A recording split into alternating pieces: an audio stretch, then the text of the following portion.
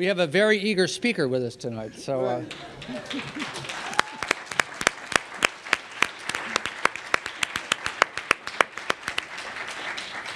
But I am going to make him stand for a minute or two, and my name is David Van Zandt. I'm the president here at the New School, and I'm pleased to welcome you to this evening's keynote session, the concluding event of what has been a very rich day of discussion about Egypt in transition, a topic which could not be more timely. We are glad that the New School is the place where conferences and discussions like this one occur with great regularity. The school has always welcomed and hosted rigorous intellectual inquiry and debate about contemporary global issues. As an academic community, our focus is global, our approach is interdisciplinary, and our orientation is toward creating and fostering positive change in the world. For those of you who missed the earlier discussion, I would like you to know this conference is the 27th in the Social Research Conference Series, which was started in 1988 by our own Arian Mack, the editor of Social Research, who continues to organize these events and edit the journal. Arian, could you just stand up for a second so we could thank you? Yeah.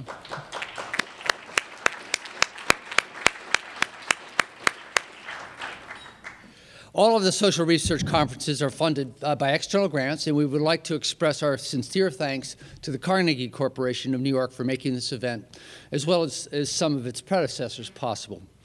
All the papers from our social research conferences are published in Social Research, the journal of the New School for Social Research since 1934, when it was launched by Alvin Johnson, the New School's first president, with the small group of scholars who were rescued from the fascist onslaught in Europe.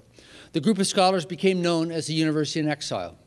The conference and the forthcoming summer issue of Social Research has been organized by Arian Mack and her colleague, Talal Asad. Arian is the Alfred and Monette Morrow Professor of Psychology in the New School for Social Research and Director of our Center for Public Scholarship. Talal Asad is Distinguished Professor of Anthropology at the Graduate Center of the City University of New York, and he was a formerly distinguished member of our anthropology department here. Professor Asad will be acting as discussant in tonight's event, so I'd like to say a few more words about him now. He's the author of many hugely regarded and influential books. Among them are On Suicide Bombing, Formations of the Secular, and Genealogies of Religion. He is also a contributor to the Social Science Research Council volume, Rethinking Secularism, and the running blog, The Imminent Frame, Secularism, Religion, and the Public Sphere. And thank you for being with us tonight. I'm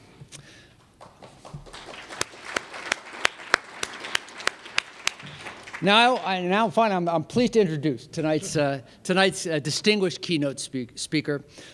Dr. Saad Eddin Ibrahim is widely recognized as one of Egypt's most respected and provocative public intellectuals. He is a leading human rights activist and is credited for his leading role in the revival of Egypt's contemporary research-based civil society movement. Dr. Ibrahim is founder of the Ibn Khaldun Center for Development Studies in the Arab Organization for Human Rights. He founded the Ibn Khaldun Center in 1988 with seed money from an academic prize awarded for his pioneering work in sociology. The center worked to promote democracy and provided training to non-governmental organizations on public policy issues. He was arrested several times between 2000 and 2003 for his outspoken defense of democracy, which he likes to joke, makes him an unrepentant serial offender. His charges included trying to rig the elections by publishing sample ballots, clearly marked sample ballot, for the training of election monitors. Dr. Ibrahim and several Ibn Khaldun Center employees were arrested and imprisoned, and Dr. Ibrahim was convicted in May 2001 for preparing slanderous reports about Egypt and receiving unauthorized funds from overseas. I should have put the quotes around that. A ruling that sparked a storm of condemnation from the West. He was acquitted in 2003 when the United States Congress voted overwhelmingly to suspend all military aid to Egypt if he was not released. Dr. Ibrahim writes a weekly column that appears in Egypt's main independent paper, al-Masry, al-Youm, and it also appears in numerous other papers throughout the Arab world. For most of his professional career, Dr. Ibrahim was a professor of sociology at the American University in Cairo. He taught sociology also at Indiana's DePaul University from 1967 to 1974. In 2003, he was a recipient of the New School's University in Exile Award, In 2006, he was awarded the Jan Ratsu Democracy Lecture Prize at the Woodrow Wilson International Center for Scholars, where he previously had been a public policy scholar. During the academic year 2008-2009, he lived in the United States as a professor of political sociology at Indiana University and as a visiting fellow at the Center for Middle Eastern Studies at Harvard University. From 2009 to 2011, he was resident at Drew University as the Wallerstein Distinguished Professor at the Center on Religion, Culture, and Conflict. Dr. Ibrahim is a trustee of the Arab Democracy Foundation, which aims to provide material and organizational support for groups pursuing democracy in the region. The foundation was created in 2007 at a Pan-Arab conference, partly organized by the Ibn Khaldun Center, under the auspices of Her Highness Sheikha Moza bint Nasser Miznidin of Qatar, who is also on the board of advisors to the Project on Middle East Democracy.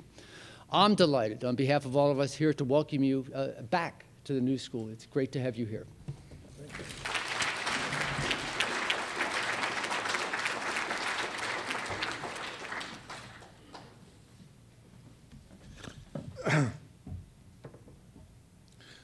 Thank you, Mr. President, for this very generous introduction. And good evening, everybody. It is a pleasure to be back here. The New School was a place which I was introduced to as a graduate student. I drew a lot on the work of scholars of the New School. And then I was fortunate and very honored that it was a first stop after my release from prison in 2003. So the New School has marked different important stations in my intellectual and political evolution. So it is great to be here. It is a homecoming in many ways.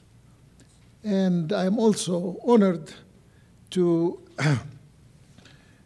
share this session with one of my, I don't want to say old gurus, but my gurus, Talal Asad.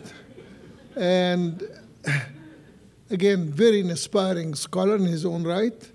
And there are a lot of tales which I never really asked to check the validity, but there are tales about him in our part of the world, and I don't know which are real and which are fiction.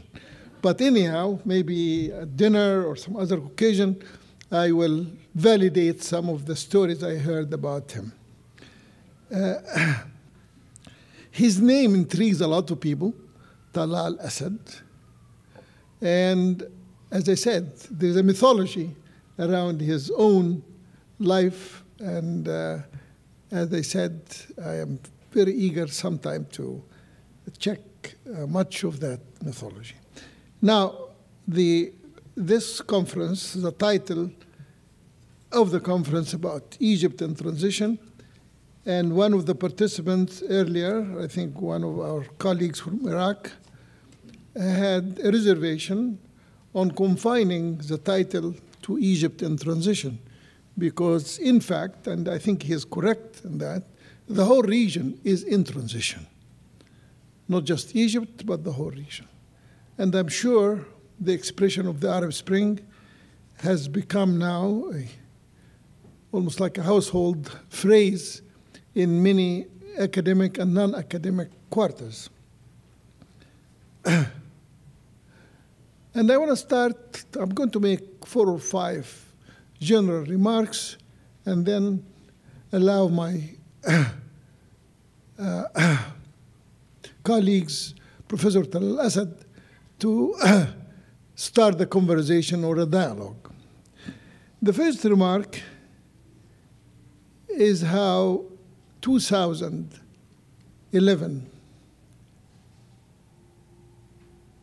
put to an end some of the often unchecked propositions in social science about my part of the world. And I'm referring specifically to the Huntington proposition that somehow Arabs and Muslims are not fit for democracy. When he made that proposition, it was in the aftermath of the so-called third wave of democracy that started in Portugal in 1974 and quickly moved on to Spain, to Greece, Southern Europe, and then Latin America, and then made the round, that wave of democratization, to East Asia, Southeast Asia, and then back to Europe, Central Europe. And in the years after 1974, the decade after 1974, nearly 80 countries made transition from non-democratic to democratic systems. And then there was a big exception in the world map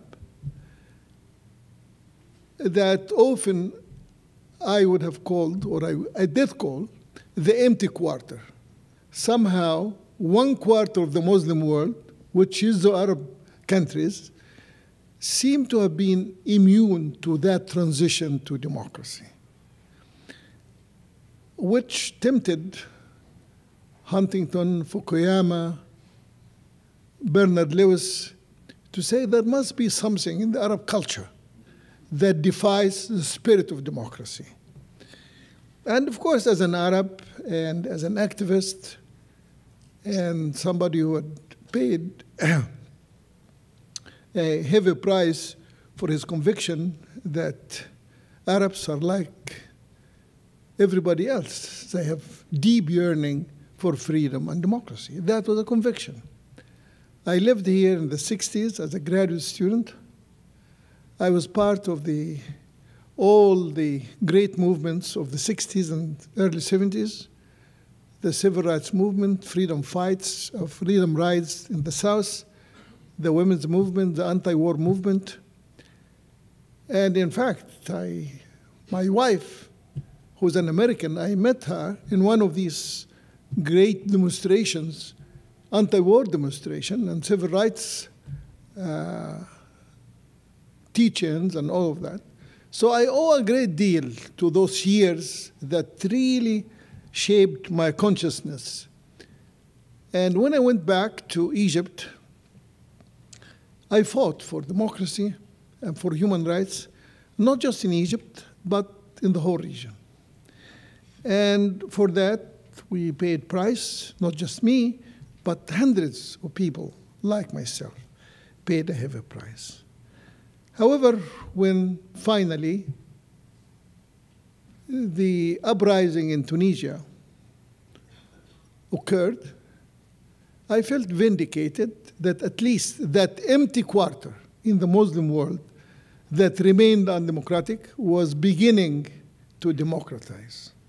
And then I was doubly heartened when 1 month exactly after Tunisia, the same thing happened in Egypt.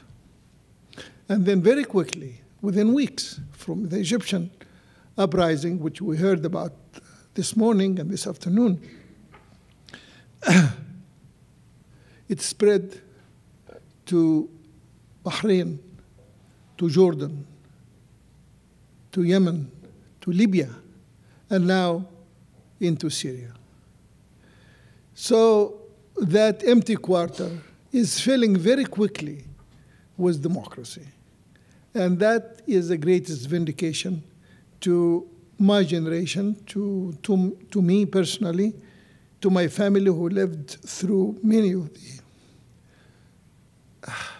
ordeals that we went through.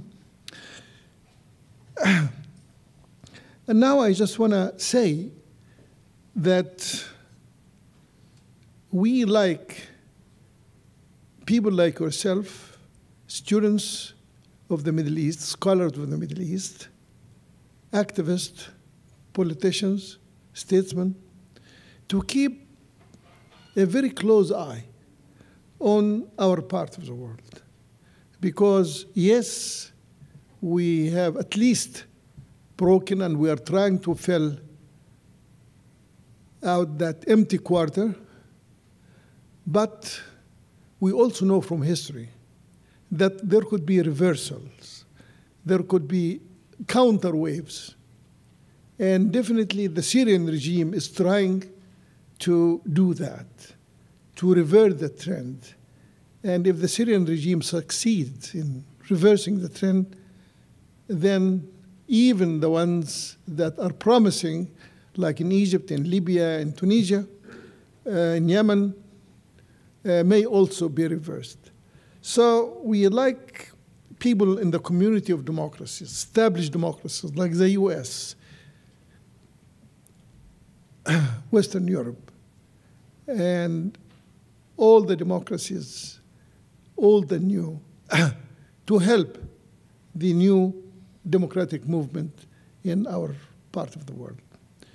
And as I said to one of the young ladies who interviewed me during the break, is that the Arab world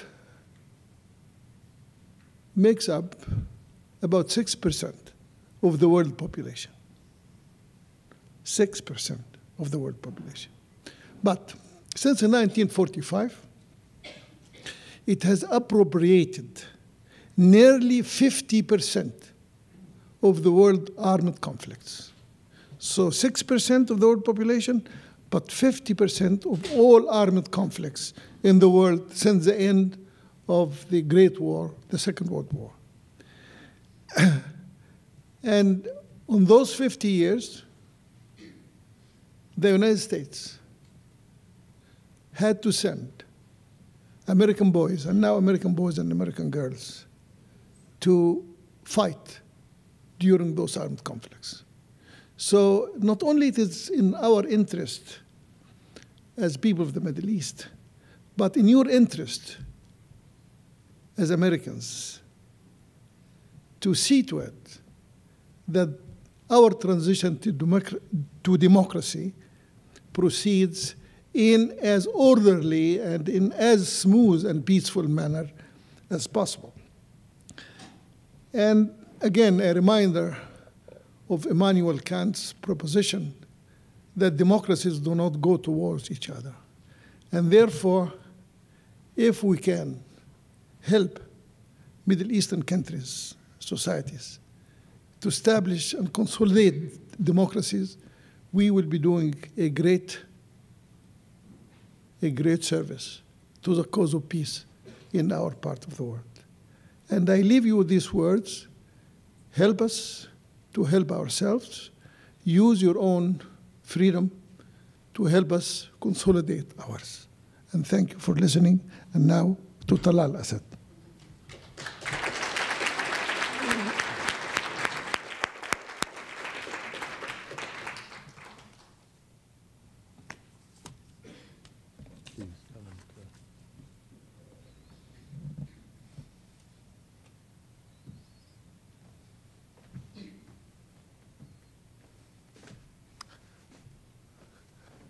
I used to be a marathon runner, but all of this disability happened in prison. When I was finally released after 4 trials and 3 years in prison, I was totally paralyzed. And I had 5 surgeries in the Johns Hopkins Hospital before I could at least stand up. So forgive me for being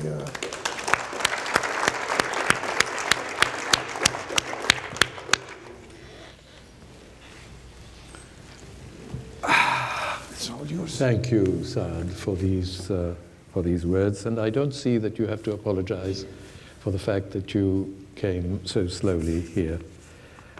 Both the experience that you had, as you mentioned, in prison, and the normal passage of time that we are all heir to makes us stop being marathon runners after a while.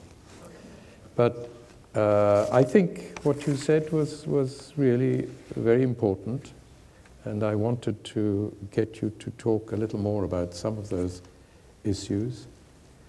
Perhaps let me do this because basically, you know, I mean, it is a conversation, but I was told by Ariane that you were going to speak for about an hour or so, and I would then be able to respond and ask you a few questions. An hour? It turns out, That's too never much, mind. yeah. Too much. I agree with you. Never mind. Let's do the best we can.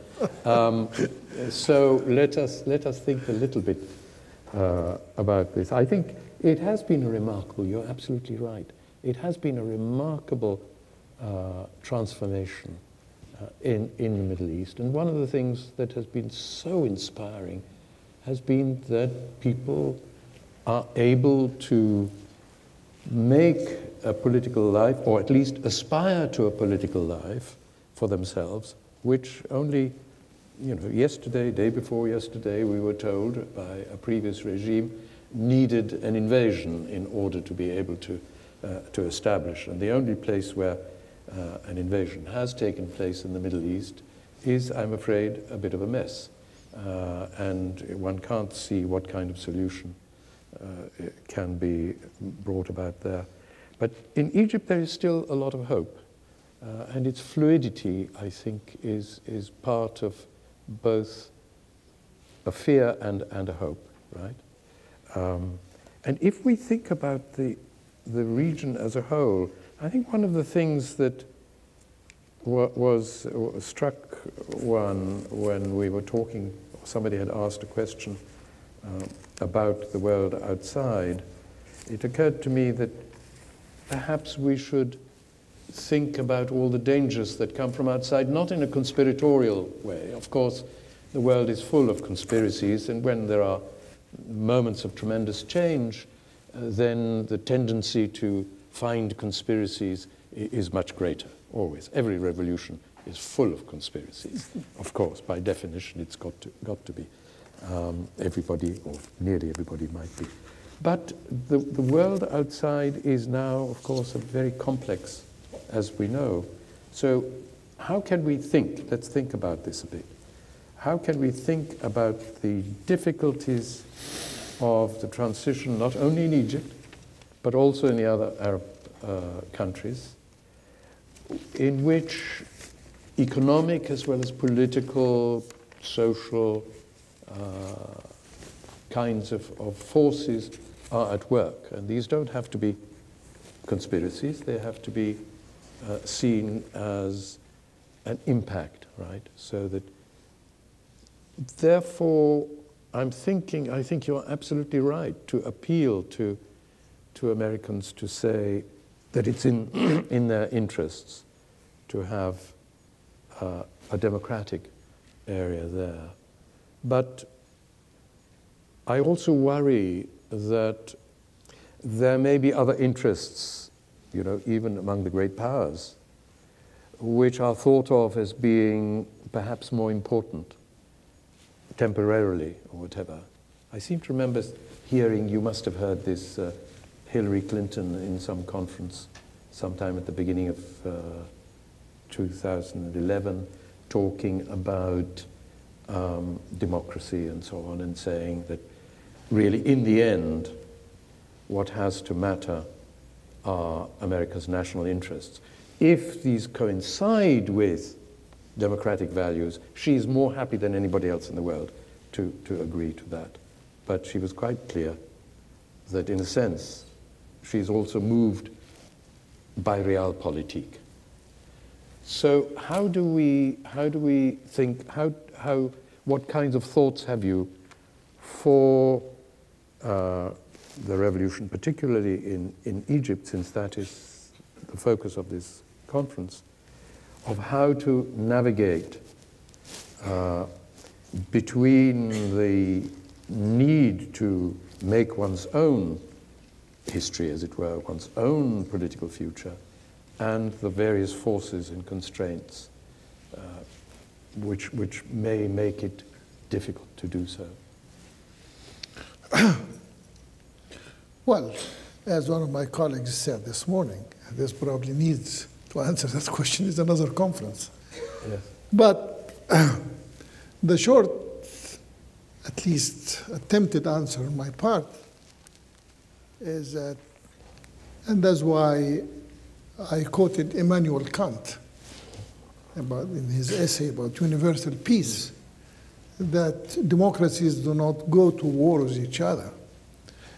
the utmost concern of the US and much of the West in the region, the Middle East, is Israel and oil.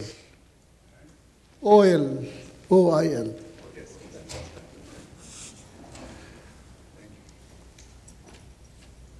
It used to be also when, in the height of the Cold War, of course, trying to mobilize everybody against the Soviet Union.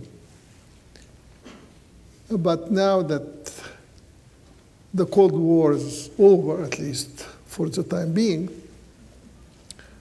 it is democracy, peace, and development. And we feel that these are three sides probably of the same thing. And if we can ensure the three of them, then the interest of the West will be served, as well as the interests of the people in the region. And here I'm going to get to storytelling, which is typical anthropological way of making the point. On the 25th of January, three of my old colleagues working with President Obama called me and asked me if I was in the States. I was already in Drew University teaching that year. And they asked me if I would come down to Washington for consultation. This was on the 25th of January. 7 hours time difference between Egypt and the US. By the time they called me in DC, it was midday here in the East Coast, but it was already evening in Egypt, and the size of the demonstration was far more than anybody had expected. So they were concerned. And not only because of the size of the demonstration, but because also that came 1 month or 3 weeks, to be exact, after Tunisia.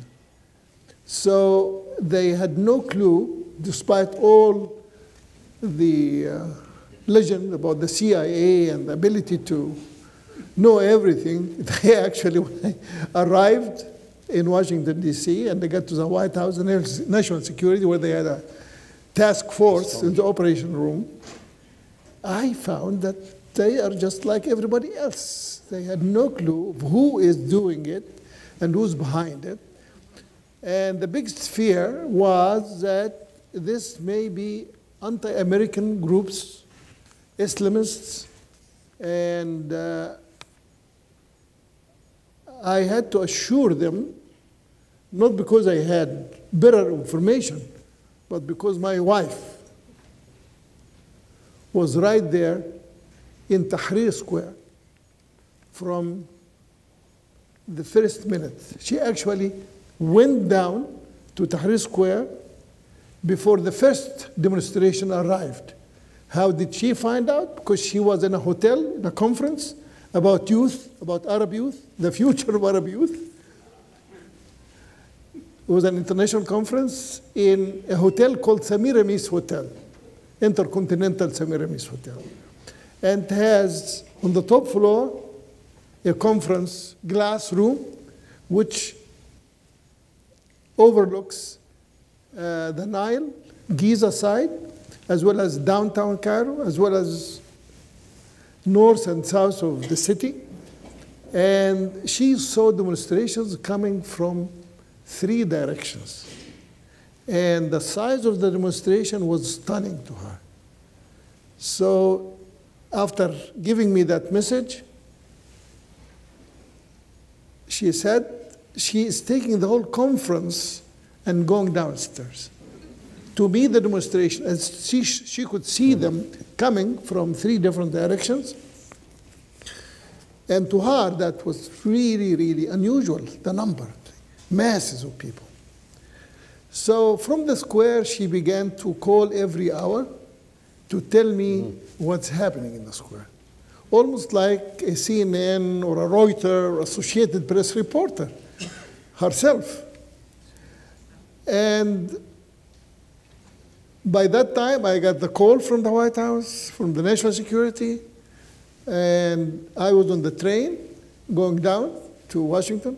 By the time I got down there, there was a big Egyptian demonstration around the White House demanding support for their colleagues in Cairo. Well, I demonstrated with them for about 10, 15 minutes, as much as I could with my stick. And then I went into the national security where my friends were waiting for me. And the question, and she on the phone, they put it on a loudspeaker so they can all hear her reports from Cairo. And the 3 or 4 questions I asked, first of all, the composition of the demonstration. Are there boys and girls? And the answer was yes. There's probably more boys, but many girls as well. 2, are there Copts? Because a month earlier, there was some sectarian violence, and some people in the White House were very concerned about the Coptic issue, and said, well, to the extent that you could tell from the girls, at least who are wearing crosses, yes, there are many girls who are wearing, necklaces that have cross. The boys, she said, well, I don't know, I can't tell their religion from. But they're young people. Well, are they Islamists? Said, well, very few are veiled or munaqqabat, and very few are bearded. So to that extent, it looks like a middle-class crowd to her. And some recognized her, and some talked to her, recognized her because being the wife of an ex-convict, her pictures appeared in all my trials. So, and these were highly publicized trials in Egypt. So people recognized her. So these were assurances that this crowd is fairly modern, secular crowd. Very few beards, very few veiled women, but mostly middle class and college students. All right, so that was the early reports, and then we will hear over and over updates on these reports. But the question in the White House, and that is where we had have some input for Mr. Obama. One, what should we do?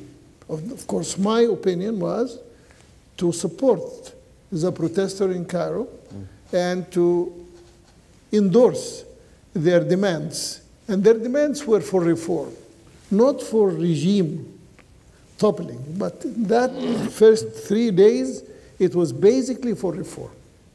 It was not until the regime used violence that their demands escalated from reform to toppling the regime. إسقاط النظام, in Arabic, إسقاط النظام. Mr. Obama's and his advisors were divided, as you would find in any council. Some were saying, yes, we should support, and these were basically the 3 or 4 old friends of mine who actually I knew of all of them because they were also interested in democratic transition when they were scholars before they joined the Obama administration. One from Stanford, one was from Harvard, and one was from the Human Rights First.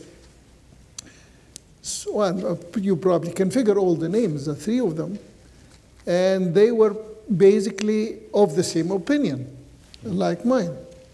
However, the counter, Hillary Clinton and a group and Mr. Biden, opinion was, should we abandon Mubarak? That will create massive panic among our traditional allies, especially the Saudis and the rest of the Gulf.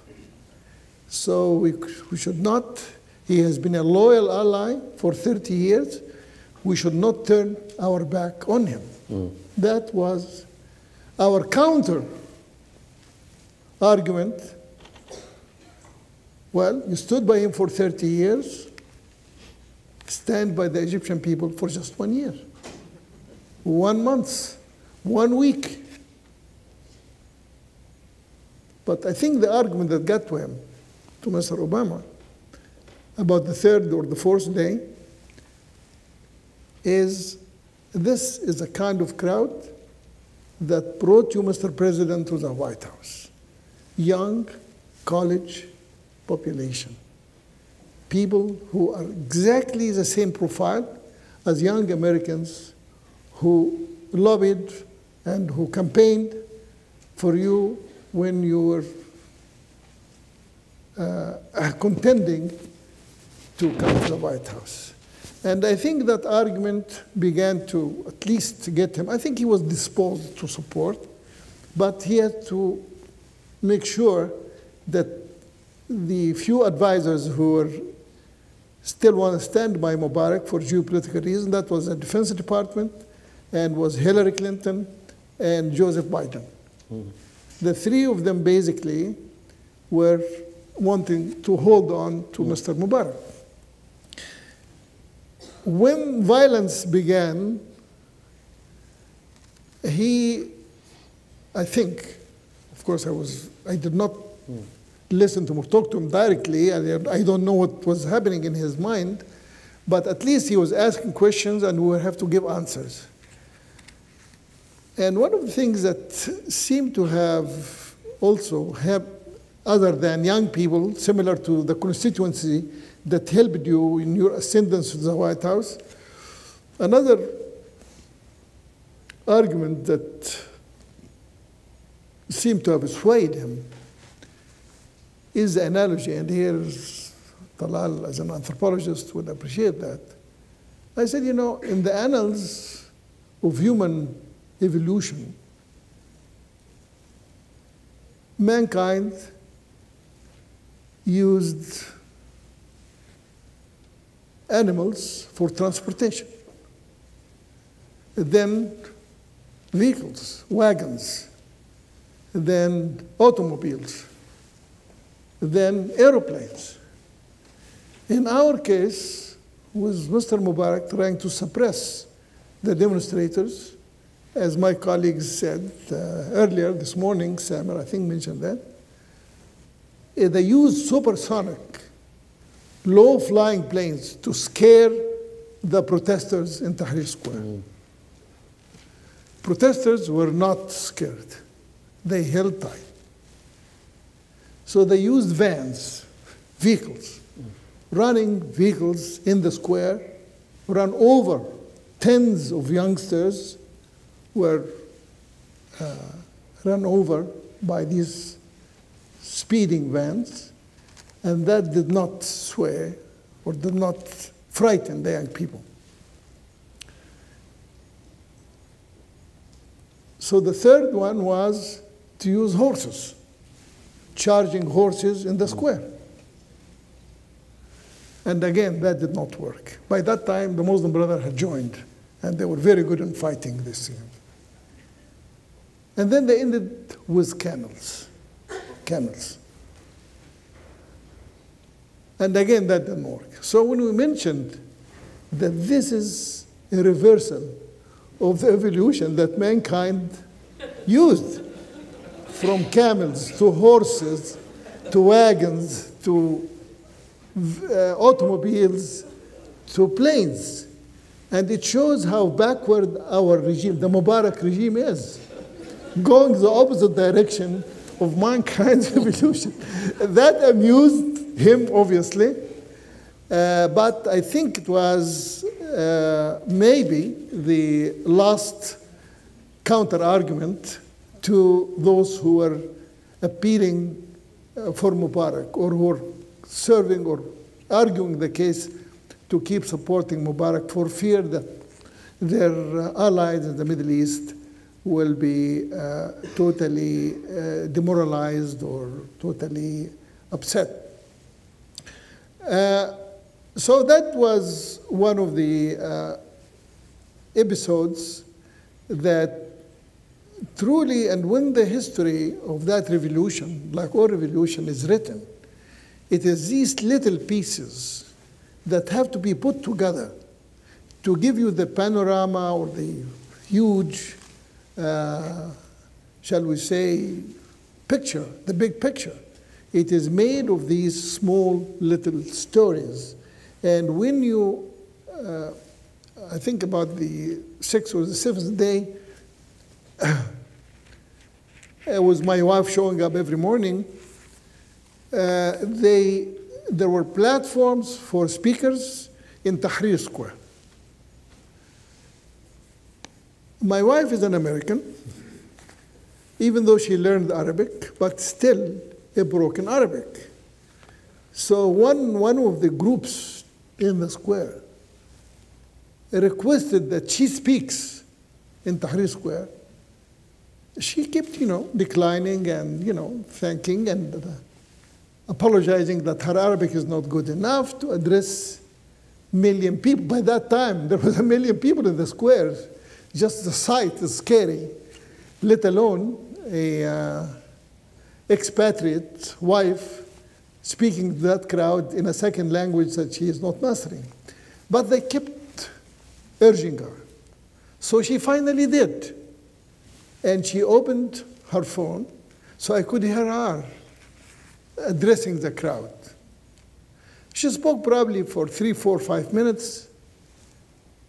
To her, it felt like 3, 4 hours, since this was her unbroken, struggling with Arabic to say something. But because the crowd was in a triumphant mood, so whatever she said, they were clapping. I said, what are they clapping about? She said, I don't know what they're clapping about, but they kept cheering her. The fact that a woman standing there, speaking in her, not in her native language, and, speaking about, her husband's struggle and how proud he would be had he been here with them in the square. This is something that her husband fought for many, many years.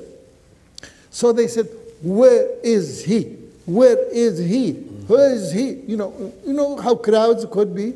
And I could hear that. Said, well, he is hearing you now across the Atlantic. He's in America. So they, again, in monotone voice, ask him to come back, ask him to come back, ask him to come back, ask him to come back. So in a very dramatic way, which is not typical of my wife, said, okay, okay. And she said, well, he hears me now. And she commanded me. She said, Saad, you hear me? I said, yes. Said, come back tonight. I want you here in 24 hours. I said, are you crazy? How could I come in 24 hours? Said, I will have a place for you on Egypt Air from Kennedy Airport this afternoon. You go to the airport, you will find a place, and you take the plane, and I want you to be here in Tahrir Square tomorrow. Do you hear me, crowd? And the crowd, of course, said, oh, cheer. Anyhow, after she got off the platform and she talked to me soberly, I said, are you kidding? She said, no, I'm not kidding. I said, how do you know I could find a place? I said, well, tourism is down in Egypt. Planes will be half empty, if not 2/3 empty. And I got you a very good price, a very good deal. So come home. So I called my colleagues at Drew University and told them that I have to go to Egypt. And I did, actually, show up. I showed up. And of course, once I got on the plane turned into a seminar like this one. Everybody flying by. Oh, I found, of course, the plane 2/3 empty. And everybody, the 1/3 that was in the plane, some of them recognized me. And it didn't really matter. Everybody was talking to everybody about what was happening in Egypt. It was just one of those moments that what can I say? Very rare moments that in your lifetime you'll never really have anything like that. So everybody was, of course, debating, speculating, discussing, arguing, and what's going to be, and what shall we do, and you know. So anyhow, I showed up, and not only in the plane was this kind of mood and this feeling of optimism and pride of what was happening in Egypt, but on the plane we got the news that Mubarak had stepped down. So by the time I arrived in Cairo, the whole airport was in a celebratory mood, and everybody, of course, was cheering and welcoming and hugging everybody. And I showed up to the square on the day, on the 10th. And of course, the crowd thought my wife must be an iron woman who in 24 hours brought me back from the States. Small episode, like so many, probably hundreds and thousands of episodes like that about what everybody was doing. Almost like 9/11, everybody's wondering, where were you? Or when were you when the electricity went off New York, or when power went down? You know, one of those moments. And from that time on, of course, the debates and the dynamics, political dynamics in Egypt have been in full swing. There is our revolution, like all revolutions, as we heard this morning, could be hijacked. Could be hijacked by either counter-revolutionaries or by one faction among the many who participate in the revolution, could appropriate it for themselves. And that had happened in the Russian Revolution between February 1917 and October 1917. The communists were one faction among many. They were the Mensheviks, the small group. By October, they became the dominant group, the Bolsheviks. So it happened in the Russian Revolution. Same thing happened in the Iranian Revolution. 60 years after the Russian Revolution, in 1960 and 1979.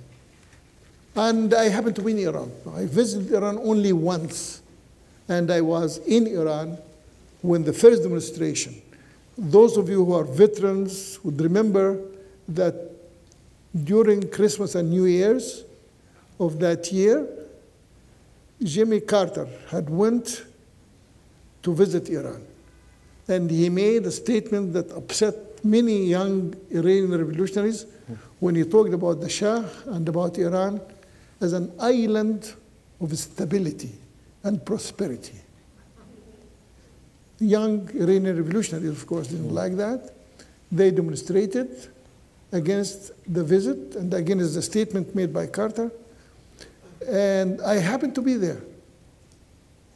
If anybody asks, I will tell you why I was there.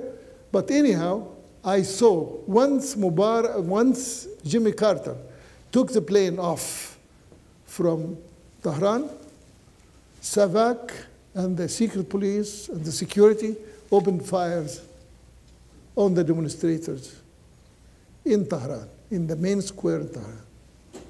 And interestingly enough, I was in a hotel called Semiramis Hotel, just like the one that my wife was in many years later.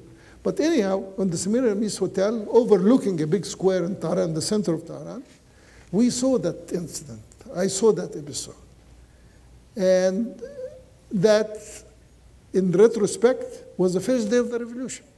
Because 40 days later, in the Shia tradition, in the 40th day, after you lose a dear ones, or you celebrate al-Arba'in, the 40th day. It goes back to al-Hassan wal-Hussein and the early days of Islam.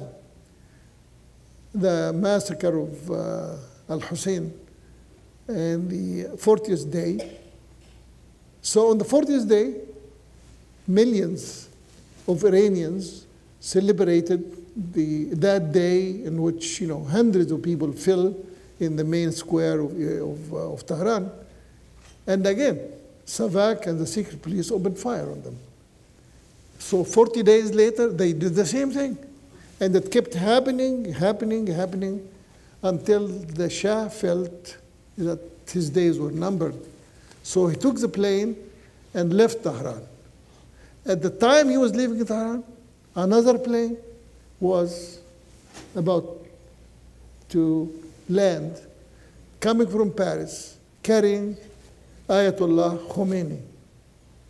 And Ayatollah Khomeini was score of clergymen, and then thousands of their supporters were able to hijack that Iranian Revolution. Mujahid Khalq, who was just exactly like our young revolutionaries in Tahrir Square. The ones who fought, the ones who went to prison, the ones who got executed, fled the country. Again, they are now in camps outside Iran, in the Turkish and the Iraqi border.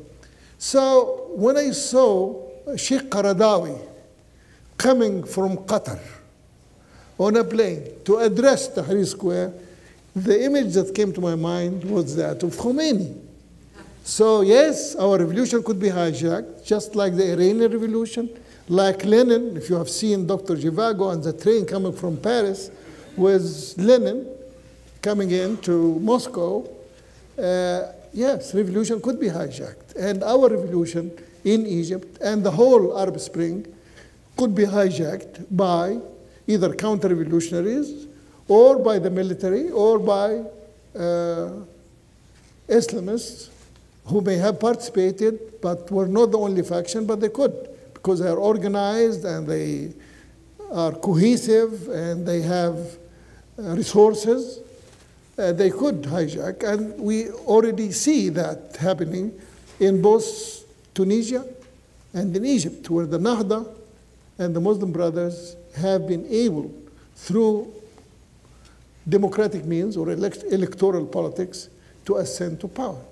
So we have to be vigilant, and we have to be, to be supportive of the real forces that wants pluralistic democracy, not to exclude Islamists or to exclude anybody, but to make sure that the genuine revolutionaries, those who really fought and who sacrificed, are not going to be left out of revolutions that they brought about. Sorry for the long answer. No. Thank you very much.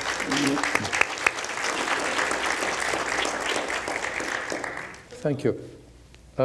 Yeah, I wonder whether, in fact, we could open it up now to some kind of discussion, and people can ask questions and make statements. And all right, only questions, then I'm told. I obey, hear and obey. All right, so they can use microphones on either side. Please come. Yes. And, hello, my name is Elżbieta Martina. There will be a very brief statement, Arian, if I may. I have to explain why I'm asking the question. And I myself went through a very similar revolution, I think very much similar revolution in Poland, which was the Solidarity Revolution, and it took us 9 years.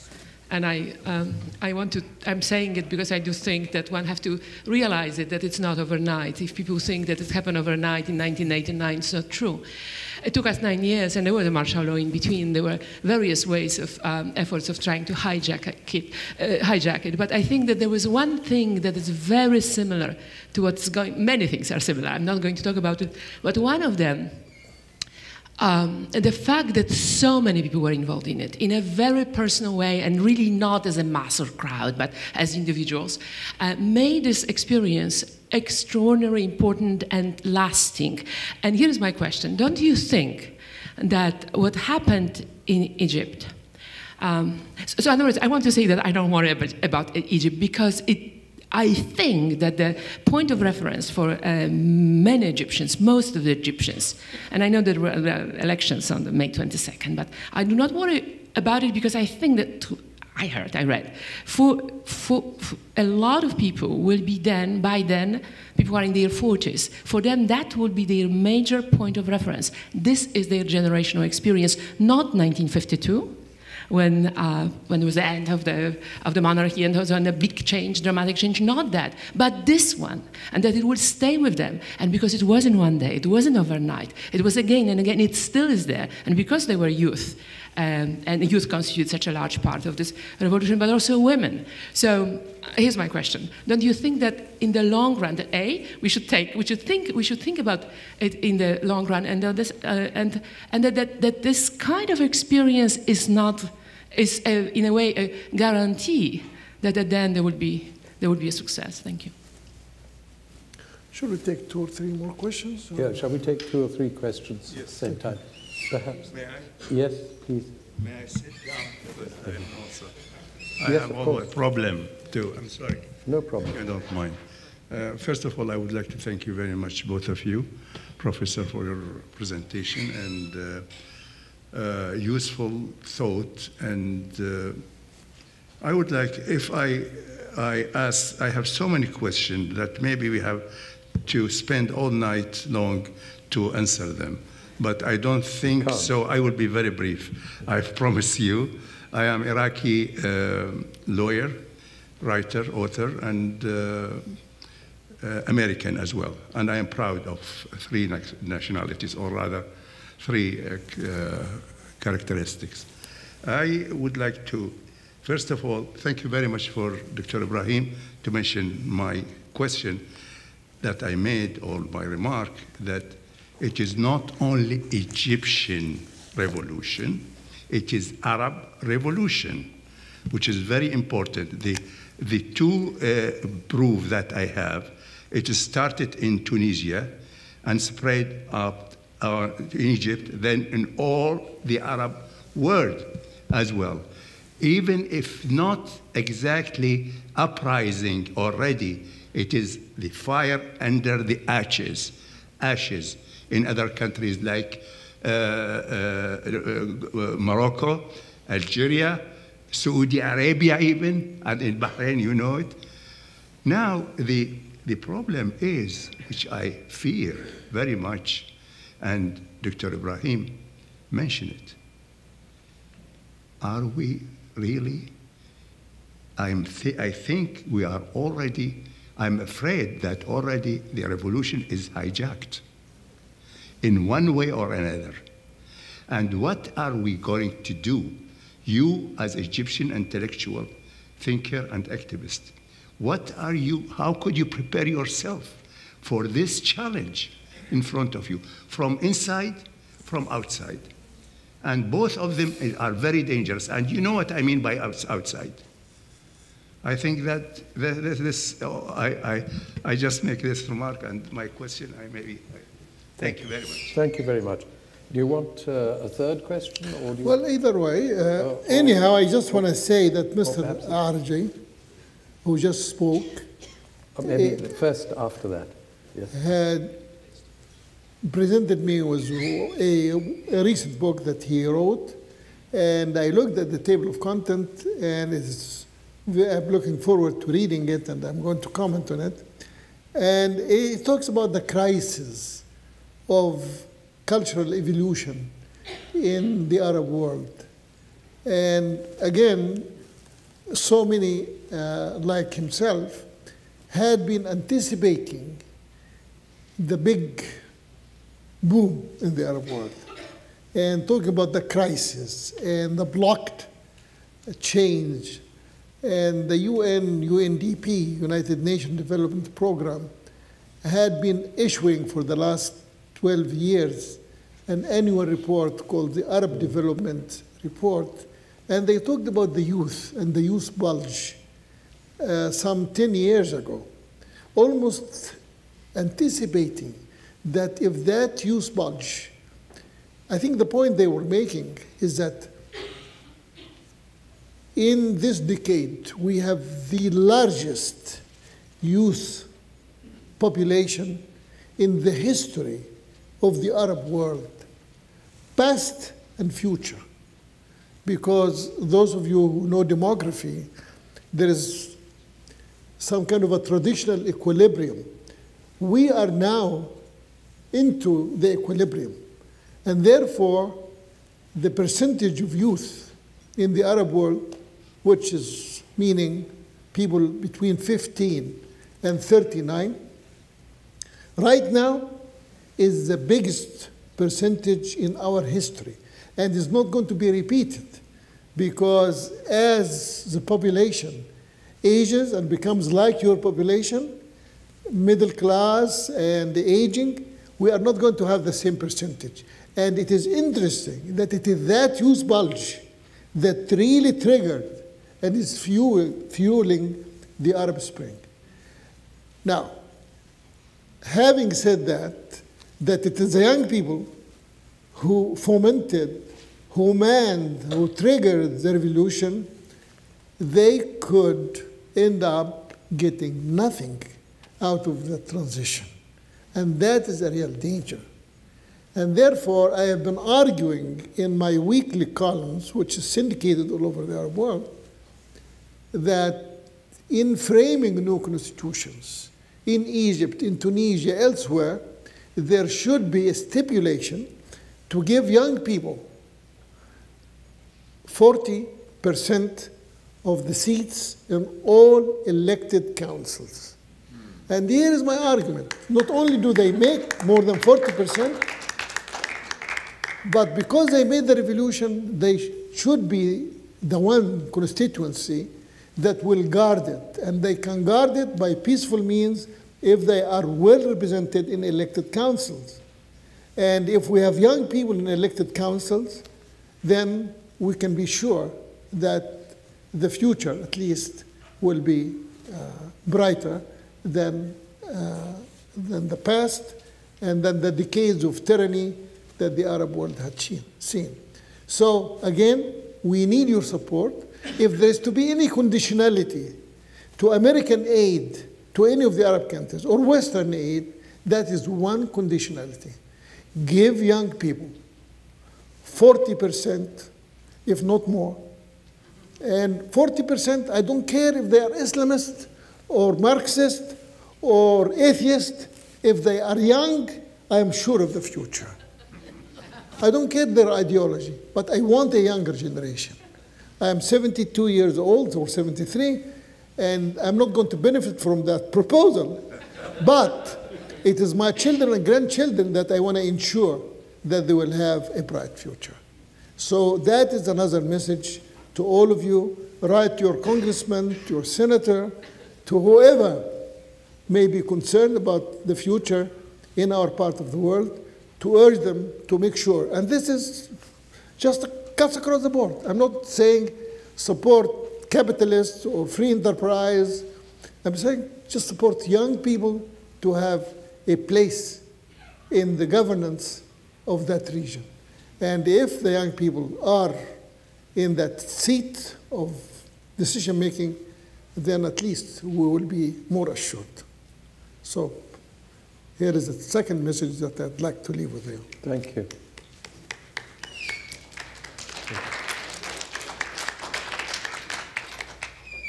I'd actually like to come back to a question that was raised about Poland, Elżbieta, what Sidney Tarrow might call the power of movement. You've been observing social movements for a long time, different countries, not just Egypt. You know that they have an impact, whether it's direct or indirect. It could be years later. I was wondering if you could reflect about this. Obviously, Cairo was at the center of a lot of this. We all watched it on television. I study Africa, and I know activists that I know in other African countries did as well. And there's something just about large numbers of people coming together, one place, one time. It seems to have a different impact than people going into a voting booth. I mean, not that that's not important, it is, but it's different. It's somehow different. And it seems to travel across countries, wherever electronic media or broadcast media go. People get inspired by it. Madison, Wisconsin here, trade unionists, they were citing Cairo. Right. In Senegal, back in June, when the president was trying to go for a third term, they came out in the streets and they called it their African Spring. It surprised all of them how big it was. But also from the regime side. The husband of a former student of mine, he's Zimbabwean, teaches at the university. He organized a session where they were showing videos of the Egyptian demonstrations, and he got charged with treason, although he's now gotten off, pretty much. But I wonder if you could reflect about this, the sort of the inspiration, how it travels. Do you see things changing between, say, 20 years ago? I mean, back in Iran, they used the cassette tapes. They didn't have SMS or cell phones, but just people do it. It spreads. Could you just comment? And what kind of how does it change politics? Yes. That's a wonderful question. And I really can't highlight this more. But 3-4 years ago, there was an election in Iran that was perceived by young Iranians as having been rigged. And because they were communicating their misgiving on the conduct of that election in Iran, the Ayatollah shut down the internet in Iran. So immediately, young Egyptian bloggers put their blogs at the disposal of their Iranian colleagues without knowing them. It was an early show of regional solidarity of young generation, the Twitter generation, the blogger generation, the internet generation. That was 3-4 years ago. Now, and you mentioned Wisconsin. When the Wisconsinians carried the signs saying, "Fight like an Egyptian," Egyptian revolutionaries were very flattered, so they began to order meals from Cairo to the sit-ins in Madison, Wisconsin.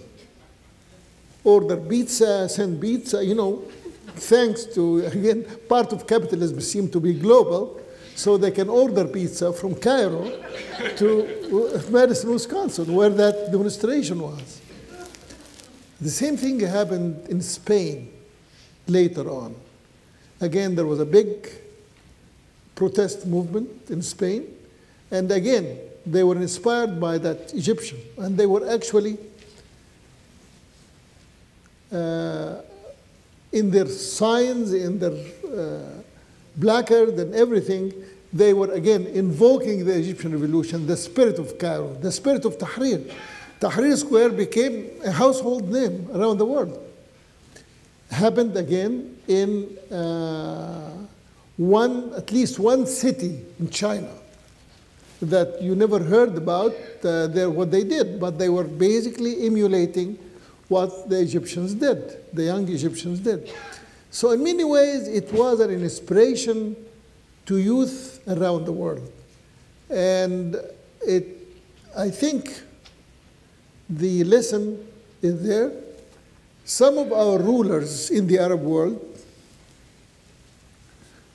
try to preempt similar uprisings in other countries. So in Saudi Arabia, in Kuwait, in the Emirates, and in Qatar, the rulers gave every citizen, some gave them a full month's salary as a bonus, no reason given, just 1 month's salary, and some gave 1 year salary, 1 year salary. I don't know whoever advised them, but obviously the reasoning is if you give people money, first of all, you will absorb some of their anger or some of their misgivings. Second, they will get busy trying to spend that money somehow other than revolutions. Whether it will work, I don't know, but in other words, other than the countries of the Arab Spring, which we counted now as Tunisia, Egypt, Yemen, Jordan, Qatar, not Qatar, Bahrain, and now Syria, and to some extent also Morocco. Morocco, the Islamists managed to win the election, plurality in the last election in Morocco. So whether uprisings and revolutions in the same fashion as happened in Egypt and Libya, or something similar, all countries of the Arab world have been impacted, and I think in a positive way. Even if the rulers did whatever they did to preempt similar action, that's good, that's fine. I mean, revolution is not for the sake of revolution. Revolution is for the sake of change, for the sake of making life better, for the sake of more participatory governance and more participatory wealth distribution. So if that could happen without violence, without upheavals, without disrupting, daily life, that's fine. I think the impact so far has been very positive and has been not only region-wide, but as you mentioned, it had echoed in Africa and in Asia. And we, as an observer and a student of social movements, I have been heartened by this kind of transnational solidarity among the young people. And that's why I say, give young people, empower young people. Young people meaning men and women, of course. And if you do so, then the society is on the right track for progress. There was another question that I may have failed to answer? Or did I answer? Thanks very much. It's really an honor for me to be here. You've been an inspiration over the years.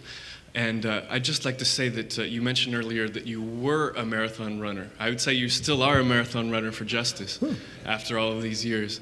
Okay. The question I have are two in that regard. We know revolutions aren't sprints, that they are marathons. And is your experience, in your experience, what are the key elements to ensure that the Arab Revolution continues as a marathon, doesn't give up? You mentioned ensuring youth and having a representative role in government. I wonder if there are other key elements. And then just to sneak in another question, I'm interested in your views on pan-Arabism and whether this revolution has rekindled, in a sense, pan-Arabism, and if so, what are the political and social consequences of that? Thanks. Well, thank you, very good question. Here is one of our publications, and we have it in Arabic and English. It's called Civil Society and Democratic Transformation in the Arab World. This is a 30-year-old publication. So we have been running and advocating and fighting for the life of this, the Ibn Khaldun Center, which is named after a great Arab thinker who had been, born in Tunisia, lived in Algeria, moved to Morocco, to Andalus, and back to Egypt. And he is the founder of what became later on social science. We consider him the father of sociology, Ibn Khaldun, and that's why I named my center after him as Ibn Khaldun. And we issue a publication called Civil Society. And I still have two issues, and I want to, sure, we will. But what I'm saying, it is through publications like this, through movements that we have been creating, and I mentioned that at lunch to some of my colleagues, in this last series of elections that we have had since the revolution, we had referendum on constitutional amendment, we have a parliamentary election, and we have a forthcoming presidential and a constitutional referendum again. We trained some 10,000 young monitors who can go around and monitor elections. And now, to ensure and to safeguard the revolution, we are asking each one of these election observers or monitors to recruit 10 more. So we have 10,000 already, and we have 3 rounds of election, and in each round, the observer will recruit 10 like-minded youngsters.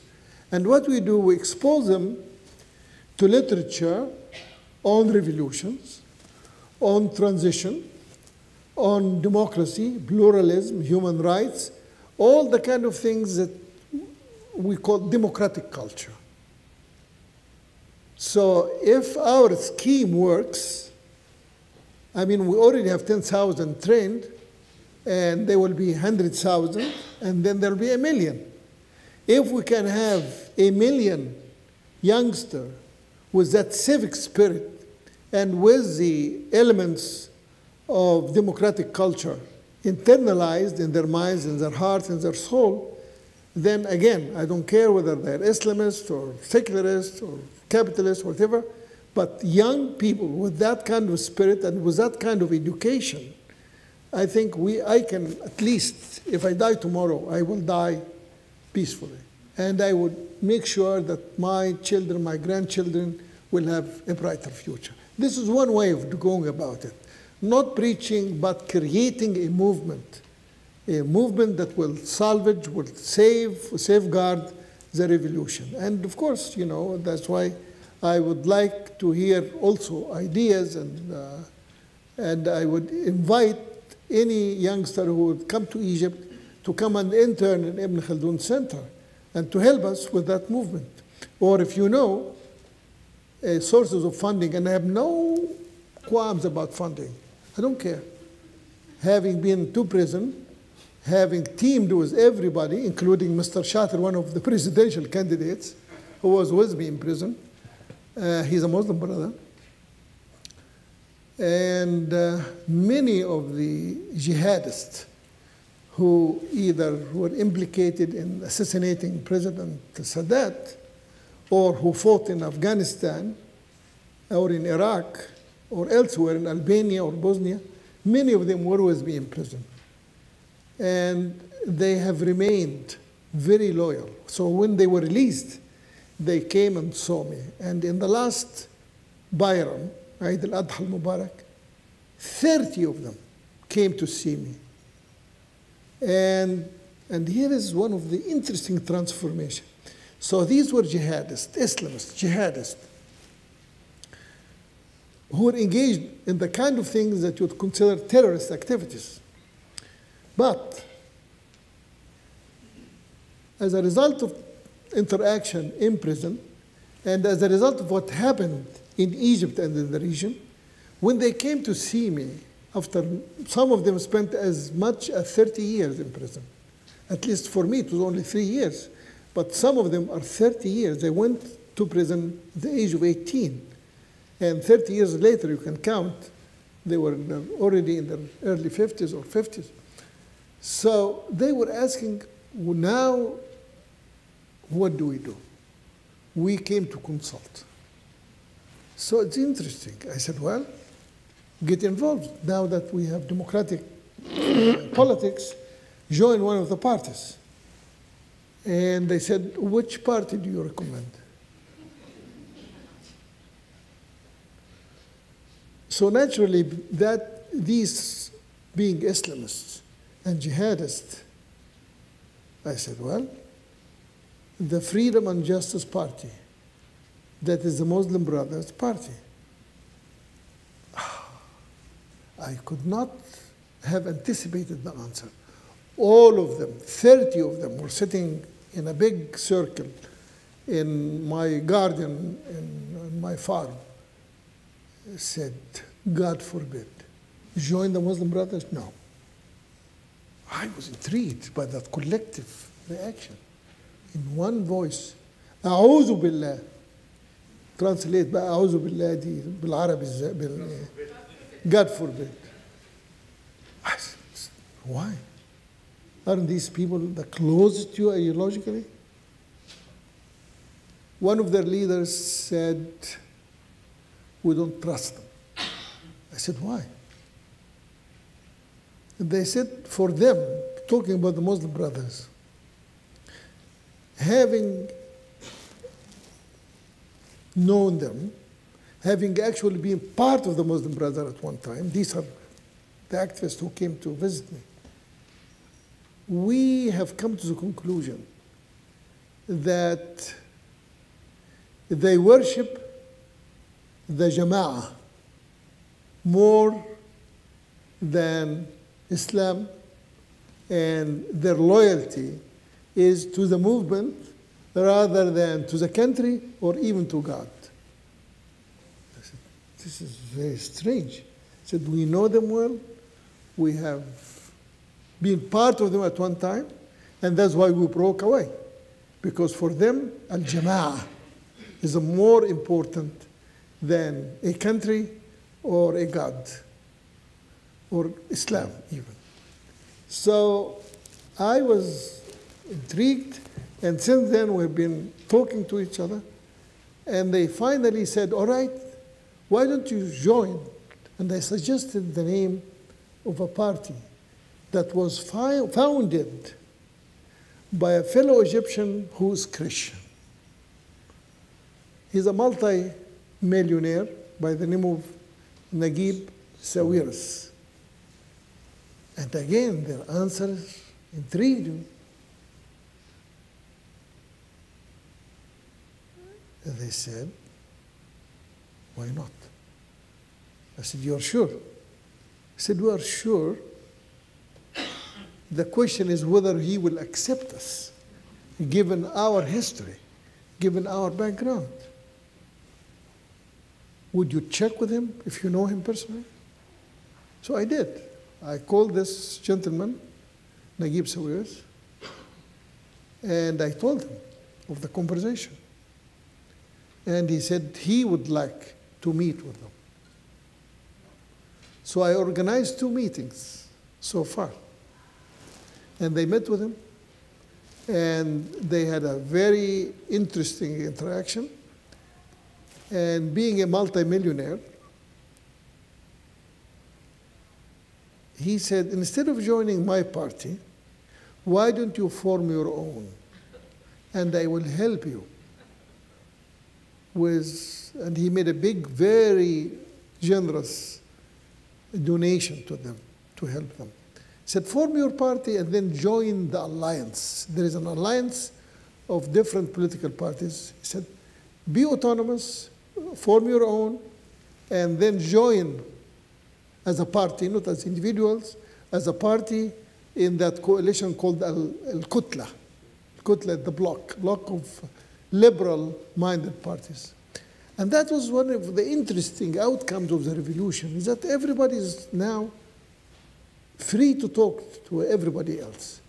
That fear barrier that was created by autocratic regimes in the hearts and the minds of every Egyptian, possibly every Arab who lives in under autocratic regimes, that fear barrier has been broken.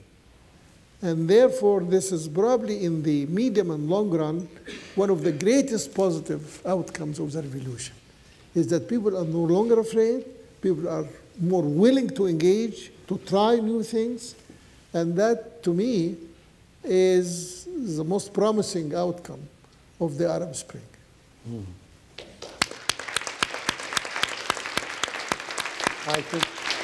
I'm afraid